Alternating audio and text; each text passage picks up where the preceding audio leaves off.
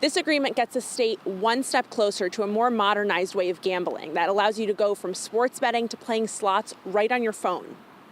Connecticut-wide solution that gets our state and gaming and sports betting into the 21st century. Look, the world is going virtual, and we got to make sure that our gaming competes there as well. From a technology perspective, we're ready to go. We're all motivated to get this done quickly. Governor Ned Lamont says the state has reached a deal with the Mohegan Tribe and the Mashantucket Pequot Tribe after years of back and forth. It includes an 18% tax rate for iGaming for the first 5 years, followed by a 20% tax for the next 5. Sports betting would have a 13.75% tax rate, all of it expected to generate tens of millions of dollars for the state. For southeastern Connecticut, where the casinos are located, it's also good news for jobs. This is something to stabilize an industry that we have counted on for close to 30 years. The Connecticut Lottery is also a partner in the deal. It'll have the right to operate 15 retail sports betting locations, including 2 new ones in Hartford and Bridgeport. Sport Tech, which runs off-track betting sites in the state, isn't included in the deal.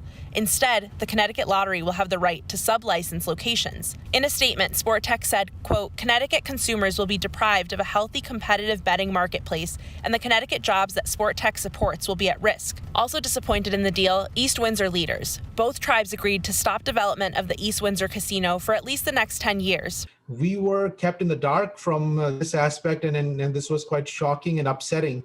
There were potentially 2,000 jobs that could have been achieved. There were $70 million of revenue that we were looking at. Overall, the agreement has broad support. The next step is getting it passed by lawmakers. The legislature is going to have to put their own stamp on it. So making sure that it gets through the process successfully is going to take some work. The Mashantucket Pequot Tribe chairman says that he's hopeful that the deal can be finalized by this September.